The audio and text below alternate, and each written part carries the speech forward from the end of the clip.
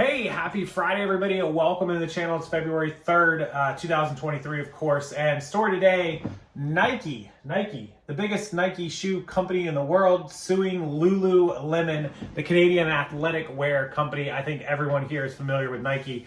And LULULEMON makes those yoga pants that make girls' butts look really good. They're really comfortable workout gear, all that sort of stuff that people rave about them on social media. They do billions of dollars in sales, and they're very high end on the reseller side. The resale market is very good for them. But today, in the U.S. Southern District Court of New York, Nike has sued LULULEMON for patent infringement of all things. Absolutely insane. Let's take a look at what they're claiming LULULEMON has done to rip them off. Okay, so I'm going to read this story, probably put this picture in picture as we go through this screen share. So here's what Nike is suing LULULEMON over shoe designs for. And this was published a few days actually ago. This is CNBC's story from Noah Scheidlower of CNBC's business side. He says Nike's suing LULULEMON for patent infringement related to at least 4 of the apparel company's shoes. They've suffered economic harm and irreparable injury as a result of LULULEMON's sale of the Charge Feel Mid, Charge Feel Low, Bliss Feel, and Strong Feel sneakers, which I'll put some screenshots up of those ones that they're talking about. So Nike, of course, the Oregon-based company, they had previously sued LULULEMON for patent infringement over its at-home mirror fitness devices, where they had mirrors and you could work out in them and it would do classes and stuff like that, like sort of like a Peloton mirror in a way. It just seems like Nike's got a real big problem with a lot of what LULULEMON does, taking their market share. Pretty crazy.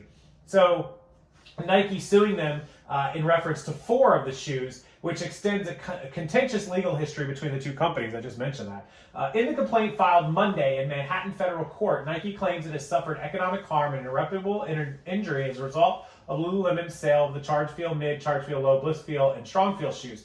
Nike said its 3 patent claims focus on textile elements, including knitted elements, webbed areas, and tubular structures on the footwear. 1 patent claim also addresses the footwear's performance. Nike, based in Oregon, is seeking unspecified damages, so they haven't released how much money they're asking for. Nike's claims are unjustified, and we look forward to proving our case in court, the LULULEMON spokesperson said in a statement on Tuesday. Vancouver-based LULULEMON released Bliss Feel, remember they're from Canada, its first ever running shoe for women in March last year in 2022, marking the company's official foray into the sneaker market. The second shoe in its lineup, the Charge Feel, launched in July for running and training.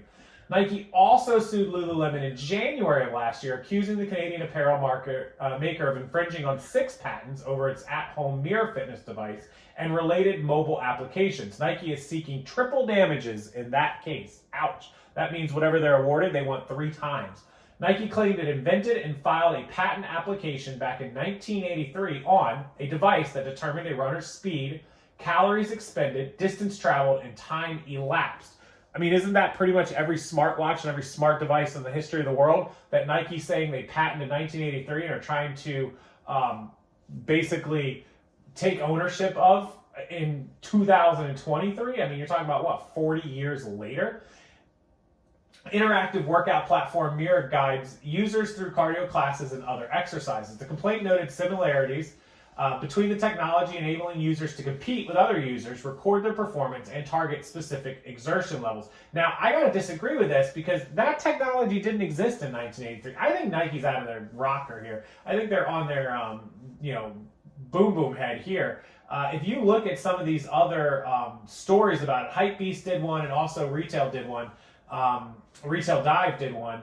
And if you scroll down to these stories, if I remember correctly, they are talking about like going after them in court in a jury trial and wanting to prove their case in front of jurors, which is pretty interesting, not allowing a judge to do it. So Nike claims that textile LULULEMON employs in its shoe tape for manufacturing methods that were patented by Nike in 2012, 16, and 17, related to what it calls fly knit technology. However, LULULEMON could argue that there's a certain level of obviousness in how fabric athletic shoes are made, according to John Conway, the CEO of Astonished Media Group and an attorney whose specialties include intellectual property issues. If putting a mesh over a second mesh to construct a shoe is an obvious technology, or step-in technology. They could move to invalidate the patent, he said by phone. In other words, they're saying what Nike is doing is not original, it's not special, there's nothing special about it, and anyone can do it. If the court agrees with that, then the Nike patents at issue may be at risk. But Nike has a financial advantage that Lululemon may find difficult to overcome. In other words, Nike has more money than Lululemon. The guy with more money wins the case, regardless of whether the case is actually legitimate or not. Nike can outspend Lululemon probably 10 to 1, 20 to 1, and the financial aspect can play a part, and often does play a part, in settlement negotiations and a lawsuit.